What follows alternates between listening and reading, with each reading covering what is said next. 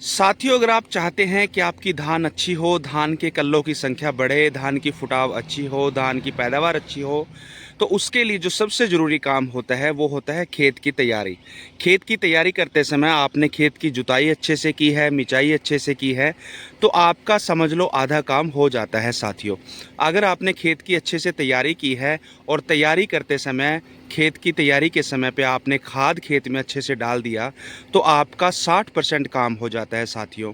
तो आज हम ये सब आपको बताने वाले हैं कि खेत की तैयारी करते समय किन खादों का प्रयोग करना है, रोपाई के बाद किन खादों का प्रयोग करना है। तो अंत तक वीडियो को देखते रहिए साथियों, वीडियो बहुत इंटरेस्टिंग होने वाला है और हम आपको पूरी जानकारी देंगे आज धान की कि रोपाई के बाद किन किन चीज़ों का आपको ध्यान रखना है, कौन कौन सी खादें आपको खेत में डालनी है। तो साथियों, दो खाद बहुत महत्वपूर्ण होती है जब भी आप खेत की तैयारी करते हैं और आखिरी जुताई के बाद आपको खेत में एक तो यूरिया डालना होता है 30 से 35 किलोग्राम, और एक आप उसमें जिंक सल्फेट डाल सकते हैं 10 से 12 किलोग्राम प्रति एकड़ के हिसाब से। अगर आपने ये दो खादें खेत में डाल दी तो आपको नाइट्रोजन और जिंक दोनों मिल जाते हैं। तो उससे होता क्या है कि आपकी जो टिलरिंग होगी वो बहुत ही बढ़िया होगी, कल्ले जो है बहुत बढ़िया निकलेंगे, फुटाव जो है धान का बहुत ही बढ़िया होगा साथियों। तो ये बहुत ज़रूरी है खेत की तैयारी के समय पे दो खादों का डालना।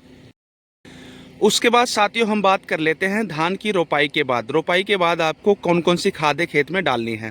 तो धान की रोपाई के 2 से 3 दिन के अंदर साथियों आपको खेत के अंदर एनपीके तीनों न्यूट्रिएंट पूरे करने होते हैं। आपको पता होगा कि धान को नाइट्रोजन, फॉस्फोरस और पोटास तीनों न्यूट्रिएंट की बराबर मात्रा में ज़रूरत पड़ती है। तो तीनों ही न्यूट्रिएंट को जो है खेत में डालना होता है धान की रोपाई के तुरंत बाद। तो नाइट्रोजन, आप इसमें नाइट्रोजन के लिए यूरिया डाल सकते हैं, डीएपी डाल सकते हैं। डीएपी के अंदर नाइट्रोजन और फॉस्फोरस दोनों होते हैं। अगर आप यूरिया और डीएपी का इस्तेमाल करते हैं तो आपको पोटास अलग से डालना होता है, जो एमओपी की फॉर्म में आता है, म्यूरेट ऑफ पोटास की फॉर्म में आता है 60% में। तो वो आप 20 से 25 किलोग्राम जो है डाल सकते हैं। कई किसान भाई हमारे ये गलती करते हैं कि वो नाइट्रोजन और फॉस्फोरस तो पूरा डाल देते हैं लेकिन पोटास डालना भूल जाते हैं। तो ऐसी स्थिति में आप पोटास ज़रूर डालें साथियों। एक बात साथियों, पोटास आपने डाल दिया, अगर आप ये चाहते हैं कि कोई एक ऐसा सप्लीमेंट हो जिसके अंदर तीनों चीज़ें मिल जाएं, नाइट्रोजन भी, फॉस्फोरस भी और पोटास भी, तो आप एनपीके 12-32-16 भी डाल सकते हैं धान की रोपाई के 2 से 3 दिन के बाद। तो ये हो गई बात साथियों धान की रोपाई के तुरंत बाद कौन कौन सी खाद का आपको इस्तेमाल करना है। अब हम बात कर लेते हैं खरपतवार को कंट्रोल करने के लिए साथियों आप धान के खेत में किस चीज़ का इस्तेमाल कर सकते हैं। तो खरपतवार को कंट्रोल करने के लिए साथियों आपको 72 घंटे के अंदर प्रटीला क्लोर 50% ईसी का प्रयोग करना है साथियों, और ये 2 से 3 दिन के अंदर अंदर ही करना है आपको।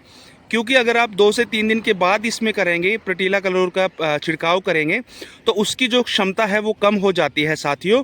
क्योंकि प्रटीला क्लोर क्या करता है, पानी के ऊपर लेयर बना लेता है और वो तुरंत लेयर जो है वो धान के अंदर जितने भी खरपतवार के बीज होते हैं उनको मिल जाता है वो, और उनको नष्ट करने का काम करता है, और धान के जो बीज हैं वो नहीं उगते। क्योंकि जो प्रटीला क्लोर है वो प्री एमरजेंस हर्बिसाइड है, वो खरपतवारों को उगने से पहले ही रोकता है। तो ये 3-4 चीज़ों का आपको ध्यान रखना है धान की रोपाई के तुरंत बाद। अब साथियों हम बात कर लेते हैं कि जब आपकी धान 30 से 35 दिनों के बीच की हो जाती है तो उस समय आपको किन बातों का ध्यान रखना है। तो अगर आप चाहते हैं कि आपके खेत में फुटाव अच्छा हो, आपके कल्लों की संख्या बेहतरीन हो और टिलरिंग की संख्या बहुत बढ़िया हो, तो आप अपने खेत में दो खाद का प्रयोग मुख्य तौर पर करेंगे धान की रोपाई के 30 से 35 दिनों के बाद। पहला तो उसमें आता है यूरिया साथियों। यूरिया आप 30 से 35 किलोग्राम लेंगे। फॉस्फोरस भी आप 20 से 25 किलोग्राम ले सकते हैं।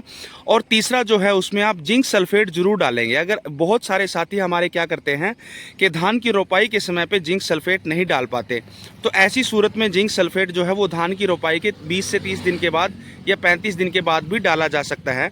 तो अगर ये सब बातों का